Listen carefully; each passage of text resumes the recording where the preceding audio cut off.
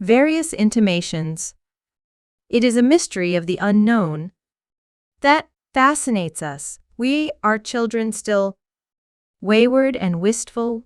With one hand we cling to the familiar things we call our own, and with the other, resolute of will, grope in the dark for what the day will bring. Henry Wadsworth Longfellow. Praised be the fathomless universe, for life and joy, and for objects and knowledge curious, and for love, sweet love, but praise, praise, for the sure and winding arms of cool enfolding death. Walt Whitman. By her own strength can virtue live? Self-poised can hope wide-winging soar? List, for our deepening age shall give some answer surer than of yore.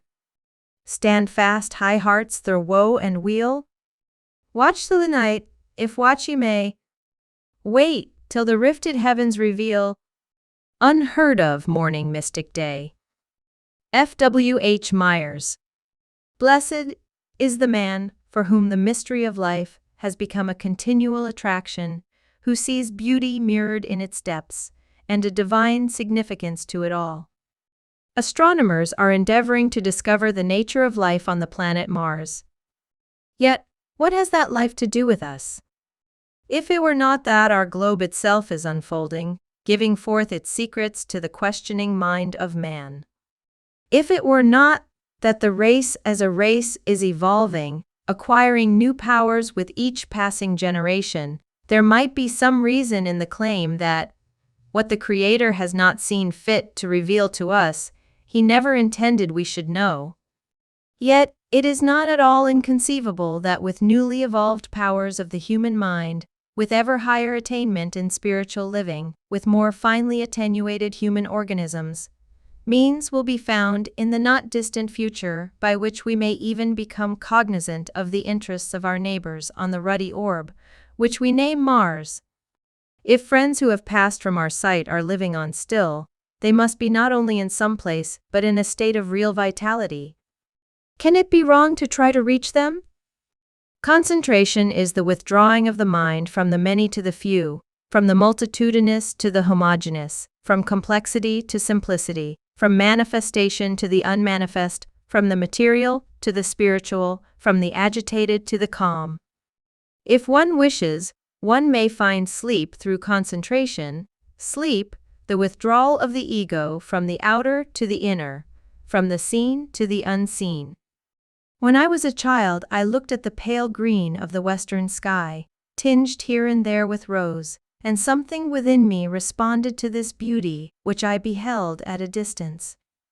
It stirred within me an unutterable longing to be able to express in my own nature a purity such as I saw emblazoned there. Surely God's handiwork appeals to the inner eye, the organ of the inmost self. My real life, that which I feel surging through my body, welling up in my emotions and bursting out from my brain, is independent of time and space every day. Death, then, only marks the end of certain actions, and a certain course of conduct, as the hour of dusk marks off the actions of the day. Dignity is more becoming than self-consciousness. Dignity is self-consciousness, grown divine. This straining after arguments to prove that the ego survives the death of the body seems needless, seems at times folly to the soul that is conscious that, wherever it moves, it walks among living things, that nowhere is there really death, but only transformation. I crave that which satisfies my ideal of spiritual dignity and beauty, as one looks constantly in the material for beauty of form and color. The glow that one feels from closeness to the great impersonal may be just as vivid as that which flows from bodily contact with a human friend, nay, more so. The human soul can touch the eternal, and the human soul, when linked with the oversoul, generates new and wonderful powers. Gentleness in the human countenance is more beautiful than assertion. The mild eye is more pleasing than the sharp, and may sparkle with a lovelier light. The saintly man appears to breathe out gentleness from every portion of his body. The ego has many kith and kin in the universe, whom it may take delight in meeting when the sheath of the personality is laid aside. Love and selflessness make the vision clear. It is true that there are here and there in our very midst individuals who claim to be repositories of what is known as Hermetic philosophy, the knowledge of which is not to be found in printed books, but has been handed down by sure means from the wisdom of the past. It is well known that many truths relating to the material universe, only recently established by science, were known to Eastern sages many years ago, secrets of the cosmos wrung from it by I know not what sort of spiritual acumen. This occult lore is so vast in its scope that it comprehends as a matter of course life on more planes than one, and, among its privileged initiates, to speak of death as ending all seems an affront to their intelligence as well as to their faith. Notwithstanding this, the masses, the millions, bury in the black earth the dear bodies of their friends, and turn away with that terrible sinking of the heart, which means that joy has gone out of their lives. They are only conscious that the monster fate, to which all men must bow, has at last overtaken them. Into such hearts, one who sees the light ahead longs to shed a ray of hope. Neither the mind nor the body can be composed if there is agitation at the center.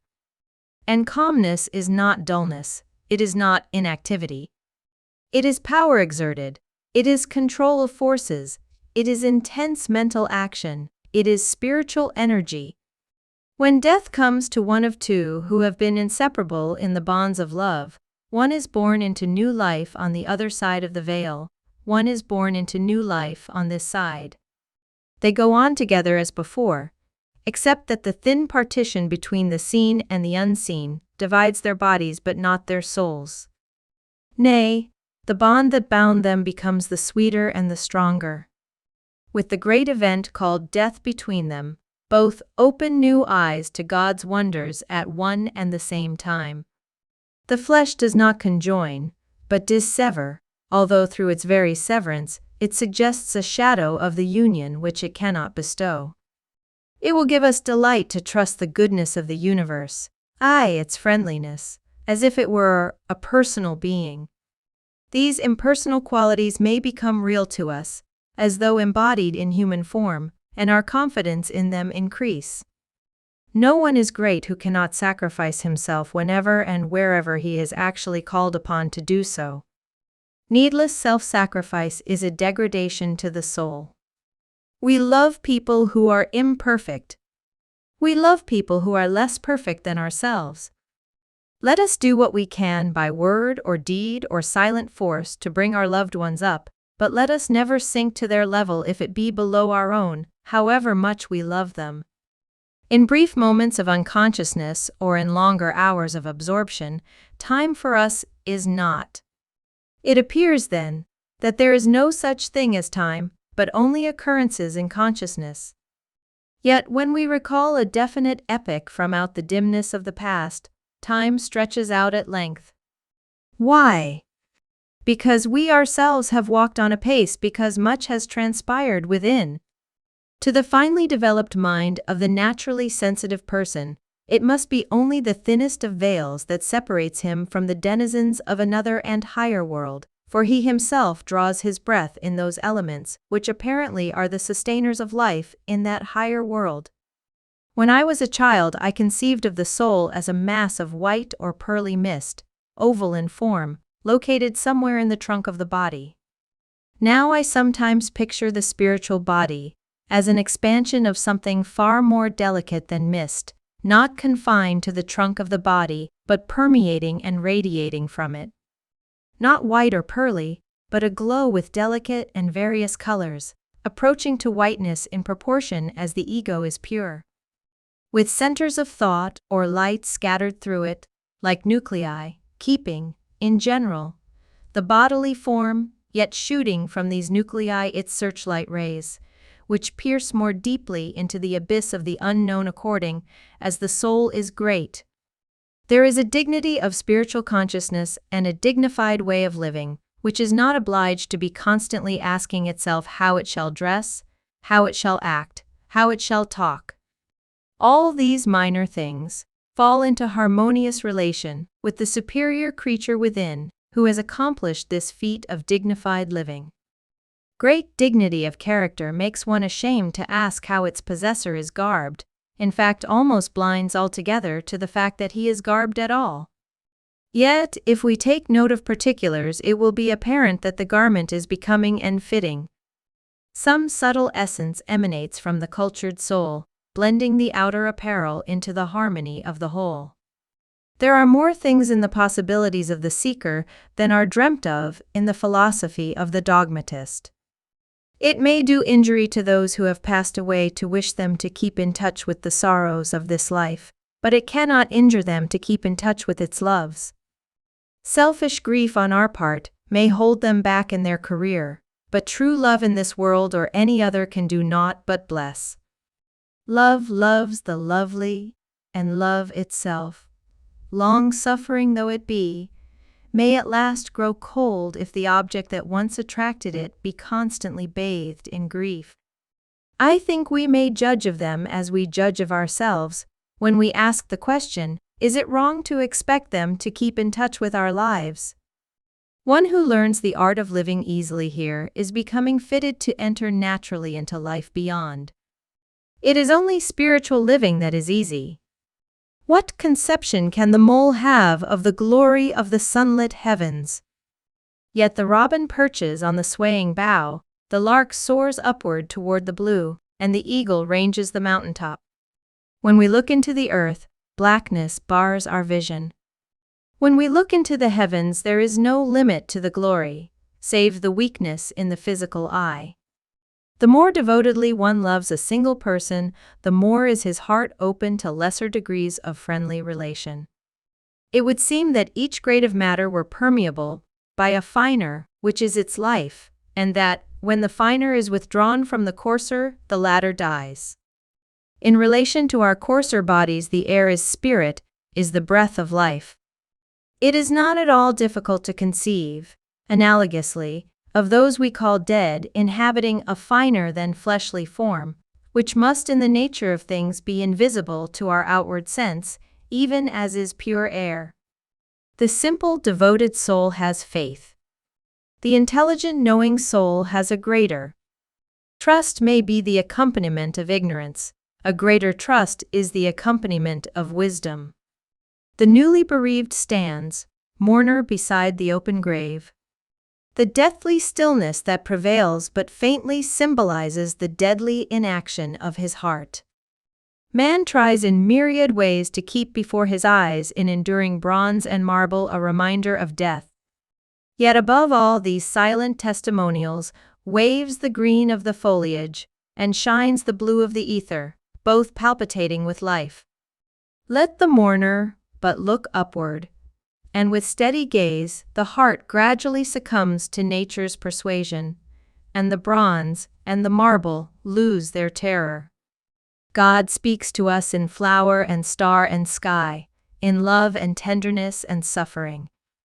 The word language means that which can be uttered by the tongue, but many thousand things are communicated to us by other means. Let us call it speaking, for lack of a more accurate term.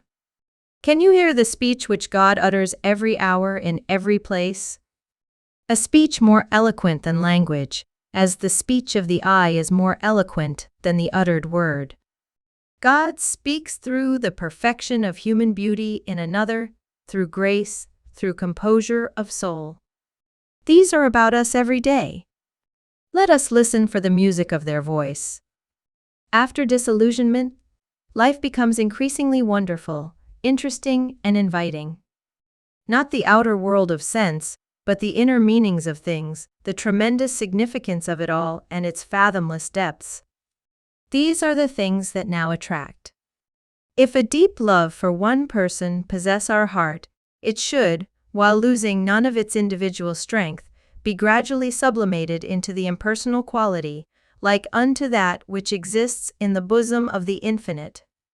It has ever been one of the mysteries of life that we must give up in order to own, that we must sacrifice in order to possess, that we must die daily to ourselves in order to realize the larger self.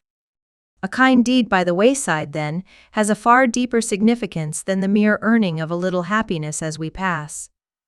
It is a part of the complicated network of relationship that binds all human beings together and bears us all onward toward the possession of better life. It is, in the language of a Myers, that universal scheme by which the higher helps the lower, and the stronger the weaker, through all the ideal relationships of the world of life.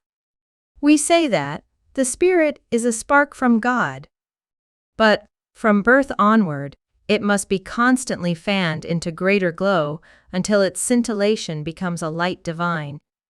With a person who is conscious of universal life, to whom the distant star and the whole starry host seem friendly, it is wholly contrary to what has become his normal thought to relegate to the category of the dead an intelligent loved, or an intense lover.